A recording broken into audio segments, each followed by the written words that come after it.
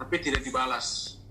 Nah, karena advokasi kita, perjuangan kita yang kita lakukan dalam sistem itu tidak efektif, maka kami harus melakukan dengan cara memblow up itu di media.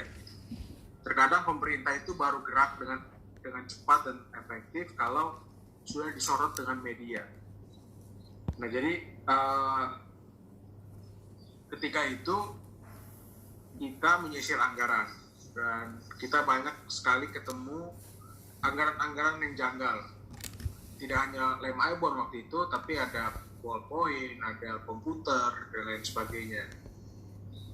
Tujuan kami, isu yang ingin kami capai adalah anggaran itu dibuka. Pak Gubernur waktu itu inginnya anggaran dibuka ketika sudah ketok palu, sudah selesai semua prosesnya baru dibuka.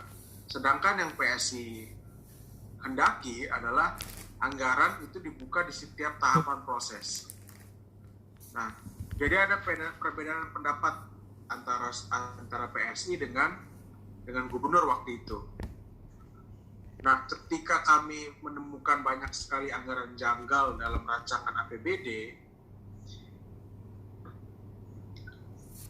kami memutuskan untuk memblow up itu di media sosial, itu di Twitter saya.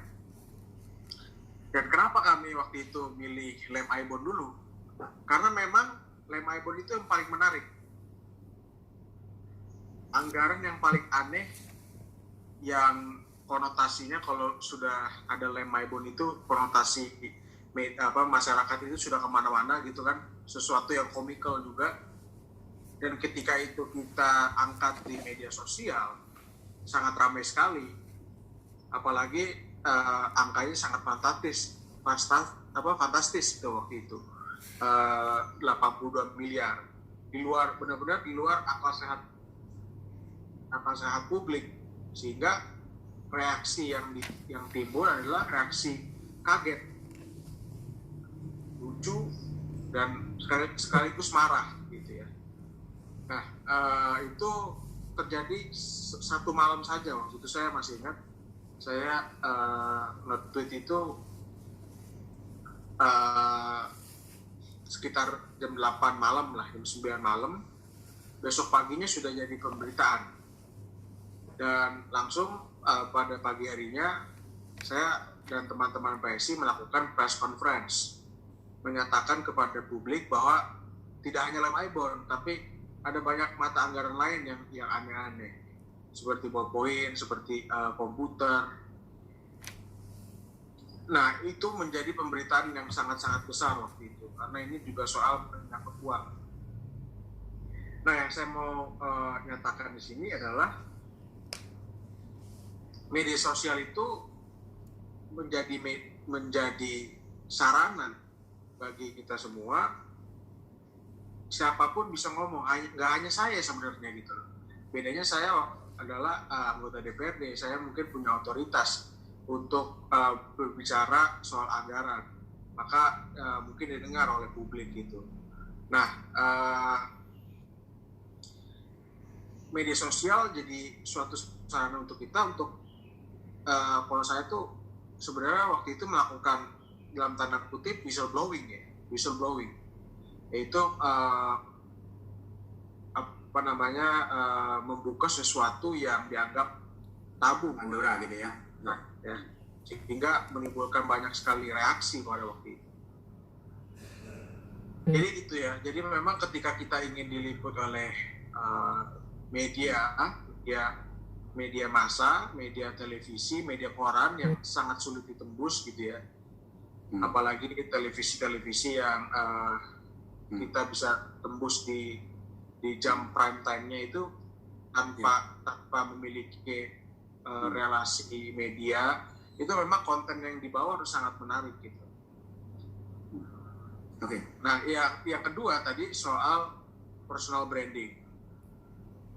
Jadi memang apa sih pengaruhnya yang saya bawa itu terhadap personal branding saya sebagai seorang politikus ya?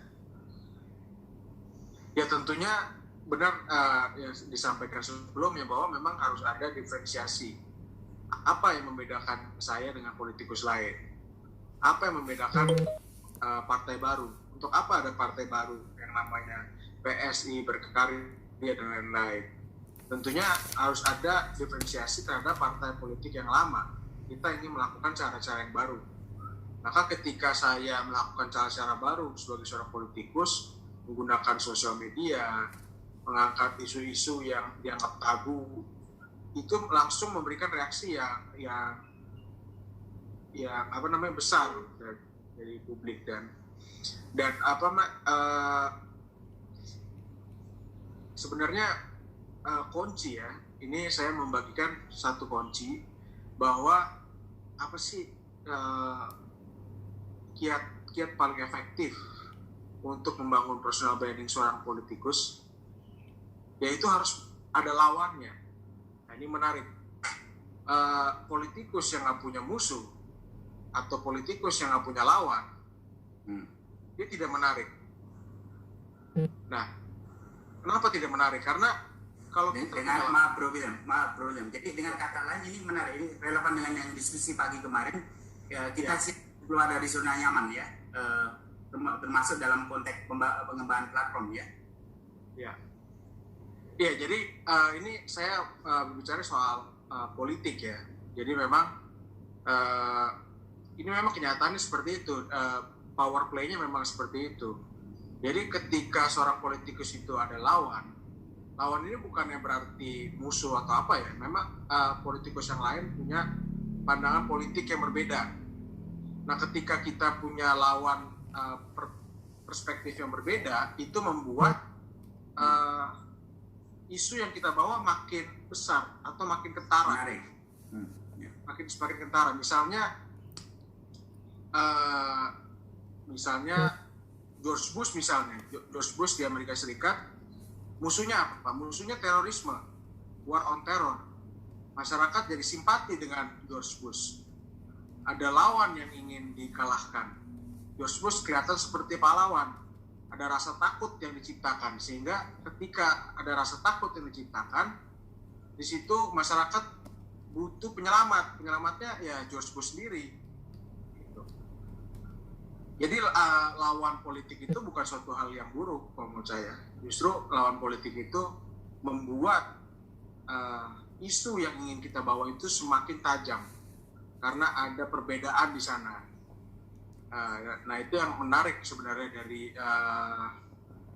perpolitikan ya, di perpolitikan, apalagi kalau kita melihat itu dari kacamata media, bahwa lawan itu perlu, dan tentunya kita jangan sampai baperan atau apa. Memang ya di setiap perpolitikan itu memang naturnya itu adalah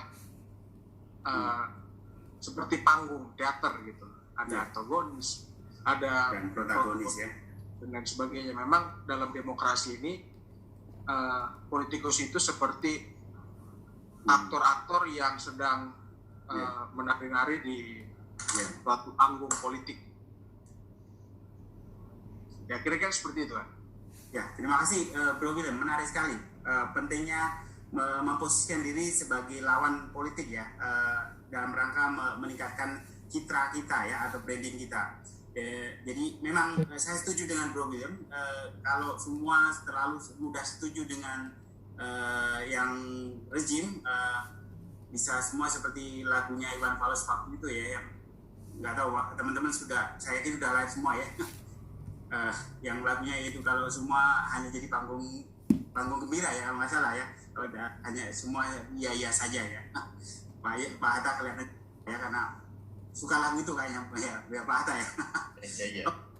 Ya sekarang selanjutnya Pak Hatta bisa memberikan analisnya bagaimana teman-teman ini bisa membuat branding diri mereka dengan menggunakan media sosial atau media, termasuk mengelaborasi apa yang disampaikan oleh Bro William tadi, memposisikan sebagai lawan politik dari rejim untuk kemudian menunjukkan diferensiasi diri kita atau leverage kita, sehingga publik yang mempunyai ketidaksetujuan terhadap rejim merasa ada mata, telinga, dan mulut seperti Bro William ini. Mungkin bisa diberikan analisisnya Pak Hatta.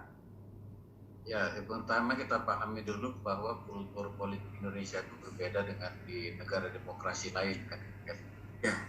Nah, mungkin Bung Nanta, Bung yang lain-lain, Bung Fadil dan sebagainya itu mengalami bahwa begitu kita baru masuk ke partai politik, senioritas itu ada. Ya.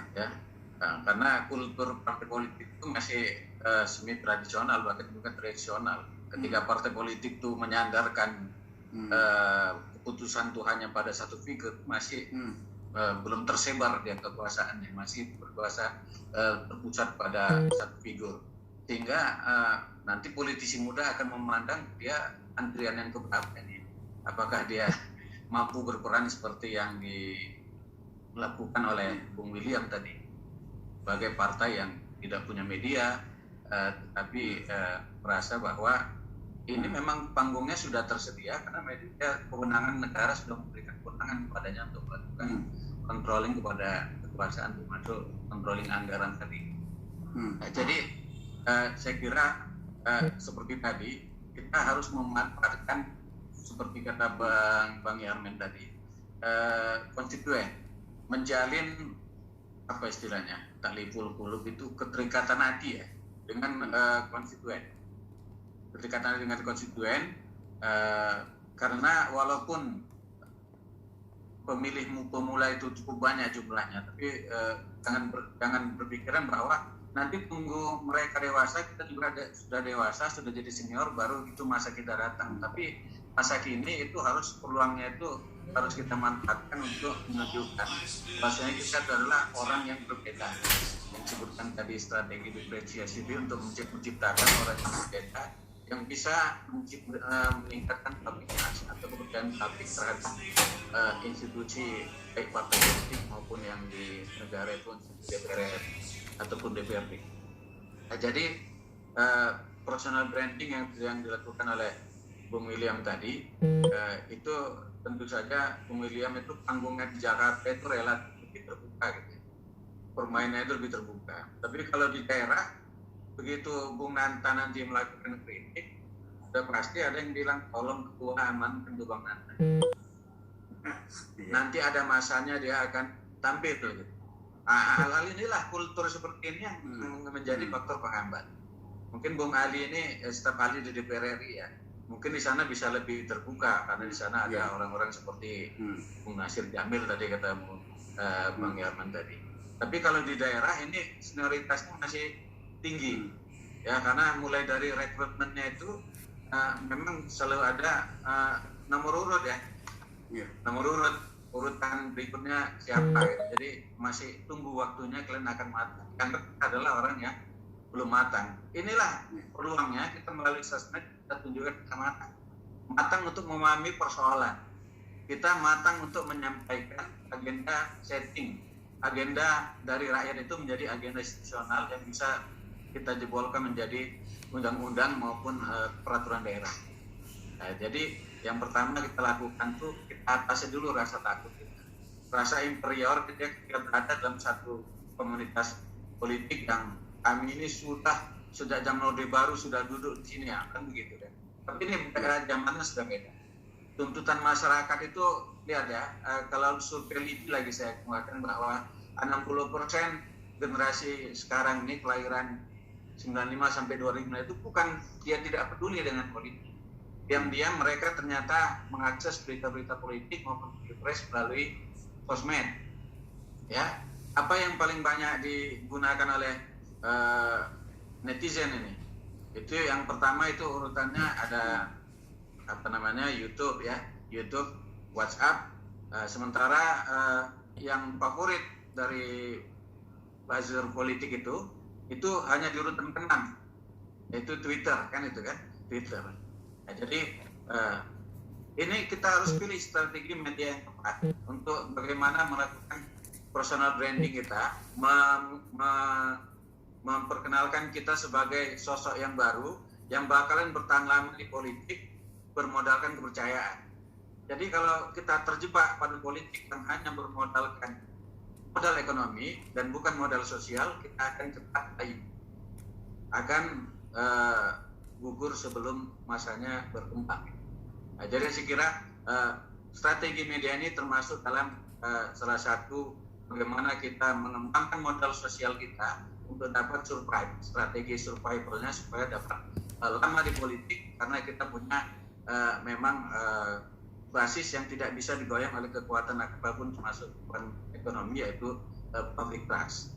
Itu untuk sementara Mas Kerkan. Ya, terima kasih Pak Ada atas pencerahannya. Satu pertanyaan terakhir dari saya sebelum kita lanjutkan ke pertanyaan teman-teman, yaitu tadi Bro William Bang Yermi juga sudah menyinggung tentang membuat diferensiasi, mengkritisi sebuah kebijakan eksternal ya. Jadi ketika kita bicara kebijakan publik, kita terutama Bro William ini dari PSI, kemudian Gubernur bukan dari PSI, mungkin lebih mudah ya mengkritisi ya, tidak ada beban psikis ya, tidak ada beban budaya untuk mengkritisi pihak eksternal. Pertanyaan sekarang adalah ketika kita bicara dalam konteks advokasi internal party reform atau mengadvokasi sebuah kebijakan di tingkat internal, jadi partai, bagaimana membuat partai itu lebih demokratis, mekanisme pengambilan kebijakan itu lebih inklusif, terutama untuk pengambilan keputusan yang strategis, penentuan bakal calon kepala